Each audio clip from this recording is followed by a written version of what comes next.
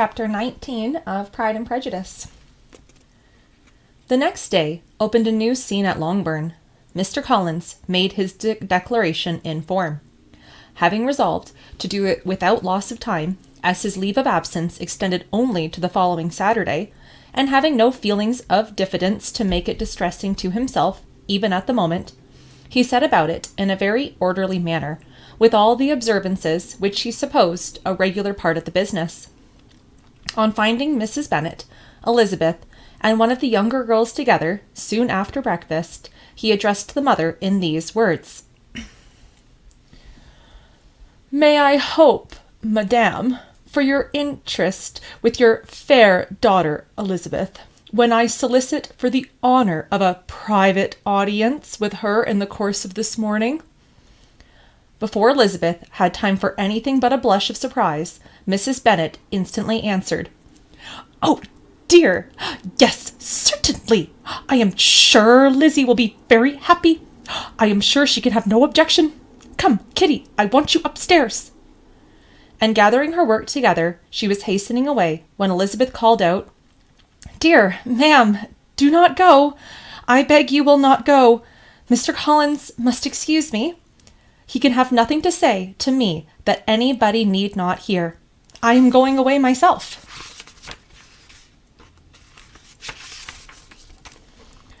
"No, nonsense, Lizzie. I desire you will stay where you are." And upon Elizabeth seeming really, with vexed and embarrassed looks, about to escape, she added, "Lizzie, I insist upon you staying and hearing Mr. Collins." Elizabeth would not oppose such an injunction, and a moment's consideration, making her also sensible that it would be wisest to get it over as soon and as quietly as possible, she sat down again, and tried to conceal, by incessant employment, the feelings which were divided between distress and diversion. Mrs. Bennet and Kitty walked off, and as soon as they were gone, Mr. Collins began. "Believe me, my dear Miss Elizabeth, that your modesty, so far from doing you any disservice, rather adds to your other perfections. You would have been less amiable in my eyes had there not been this little unwillingness. But allow me to assure you that I have your respected mother's permission for this address. You can hardly doubt the purpose of my discourse. However, your natural delicacy may lead you to dissemble. My attentions have been too marked to be mistaken. Almost as soon as I entered the house, I singled you out as the companion of my future life.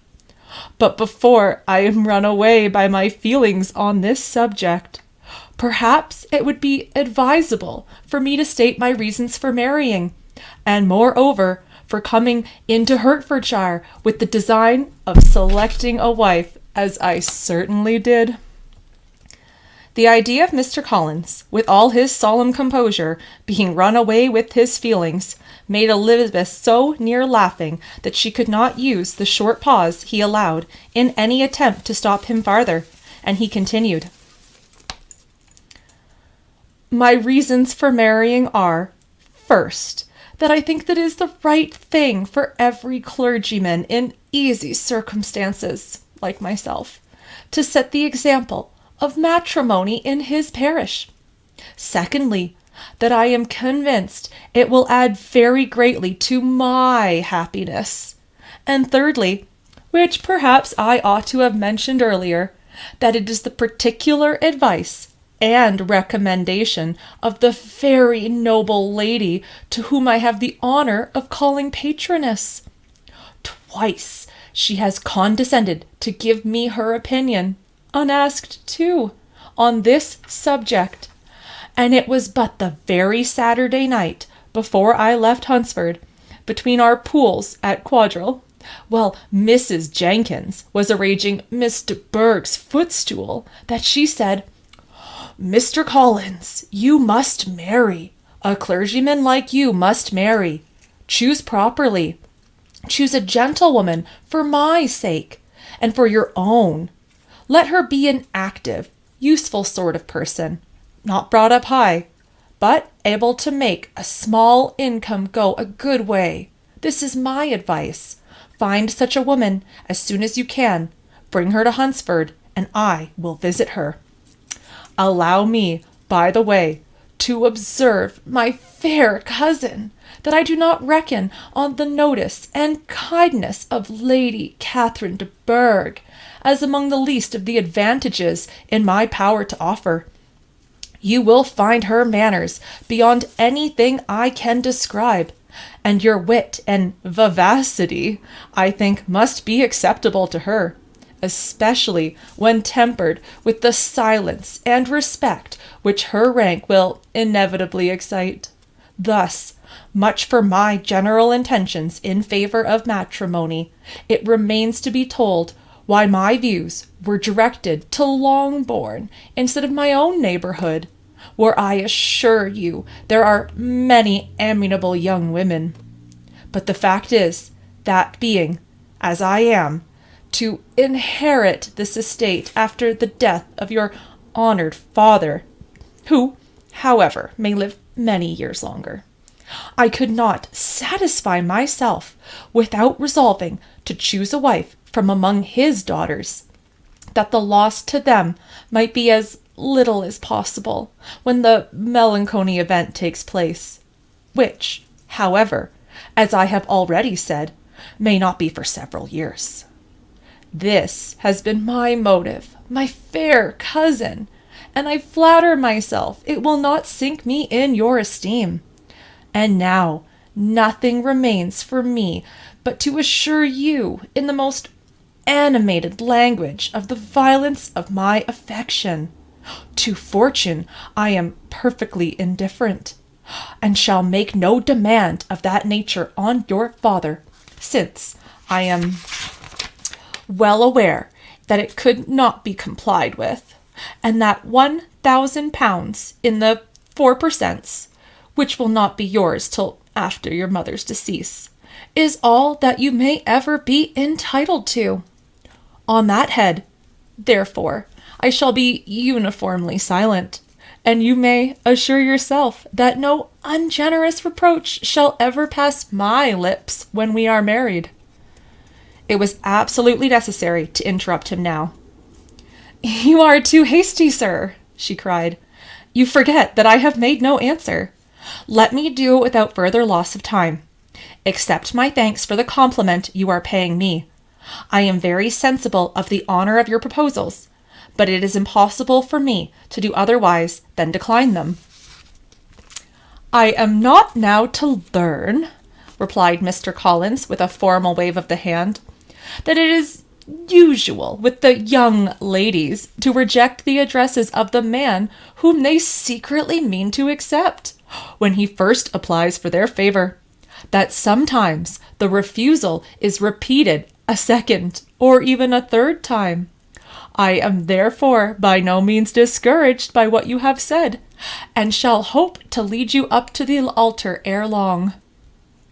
"Upon my word, sir," cried Elizabeth, "your hope is rather an extraordinary one after my declaration.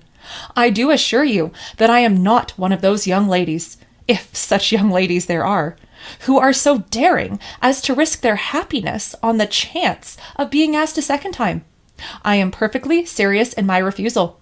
You could not make me happy, and I am convinced that I am the last woman in the world that could make you so. Nay, were your friend Lady Catherine to know me, I am persuaded she would find me in every respect ill qualified for the situation." "Were it certain that Lady Catherine would think so," Mr. Collins said very gravely, "but I cannot imagine that her ladyship would at all disapprove of you. And you may be certain that when I have the honor of seeing her again, I shall speak in the highest terms of your modesty, economy, and other amiable qualifications. Indeed, Mr. Collins, all praise of me will be unnecessary. You must give me leave to judge for myself, and pay me the compliment of believing what I say. I wish you very happy and very rich, and by refusing your hand, do all in my power to prevent your being otherwise. In making me the offer, you must have satisfied the delicacy of your feelings with regard to my family, and may take possession of Longbourn estate wherever it falls, without any self-reproach. This matter may be considered, therefore, as finally settled." And rising as she thus spoke, she would have quitted the room, had not Mr. Collins thus addressed her.